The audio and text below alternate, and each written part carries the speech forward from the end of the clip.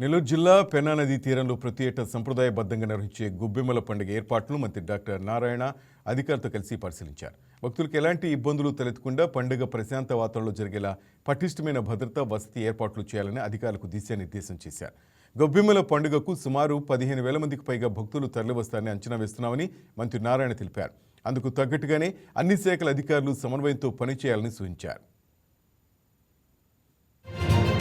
నెల్లూరులో పెన్నా నది పక్కన ఉండే తిక్కన్న పార్క్ పక్కన పెన్నా నది గట్లో ఏదైతే ఇసుక మ్యాట్ ఉంటుందో అక్కడ ప్రతి సంవత్సరం ఈ యొక్క పొంగలి, భోగి, తర్వాత వచ్చి సంక్రాంతి తర్వాత కనుమ, ఈ 3 రోజులు అయిన తర్వాత నెక్స్ట్ డే అంటే ఈసారి 17వ తేదీ వచ్చింది. ఆ రోజు ఇక్కడ గొబ్బెమ్మల పండుగని చేయటం ఆనవాయితీ.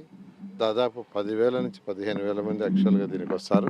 ఇక్కడ మన యొక్క సంస్కృతి అవన్నీ ప్రతిబింబించేటట్టుగా అనేక రకమైన యాక్టివిటీస్ చేస్తారు. అదేవిధంగా దాదాపు 10 డిఫరెంట్ టెంపుల్స్ నుంచి యాక్చువల్గా ఆ టెంపుల్స్ యొక్క ఎన్విరాన్మెంట్ డిపార్ట్మెంట్ వాళ్ళు ఏర్పాటు చేస్తారు. ఆ విధంగా చేయటం ఆనవాయితీ. ఈ సంవత్సరం కూడా యాక్చువల్గా అయితే ఏరియా తగ్గింది. ఎందుకంటే ఏదైతే రివర్ లో పాయ ఉందో అది ముందుకు రావటం వల్ల ఏరియా తగ్గింది. రివర్ అవతల అంటే పాయ అవతల కూడా పెట్టాలని యాక్చువల్ గా ప్లాన్ చేశాం, కానీ వాటర్ దాదాపు 8 అడుగులు ఆ పాయలో ఉండటం వల్ల రిస్క్ వద్దనే ఉద్దేశంతో ఉన్న ఏరియాలను దాన్ని నీట్ గా చేయాలని ఎంచుకున్నారు. ఆర్డీఓ గారికి, అదేవిధంగా టూరిజం డిపార్ట్మెంట్ వాళ్ళకి, అదేవిధంగా మున్సిపల్ శాఖ, అదేవిధంగా ఎండోమెంట్స్ డిపార్ట్మెంట్, అదేవిధంగా అనుబంధ డిపార్ట్మెంట్ అయినటువంటి ఎలక్ట్రిసిటీ కావచ్చు, ఫైర్ కావచ్చు, తర్వాత R&B కావచ్చు, అన్ని డిపార్ట్మెంట్ ఇన్స్ట్రక్షన్ జరిగింది. ఈ ఏర్పాట్లు ఘనంగా చేస్తున్నారు. 17వ తేదీ ఈ ప్రోగ్రామ్ ఉంటుంది. దీనికి అందరూ యాక్చువల్ గా మన సంస్కృతి సాంప్రదాయాలను ప్రతిబింబించేందుకు ఏర్పాటు చేస్తున్నారు. Please subscribe to YK TV Network.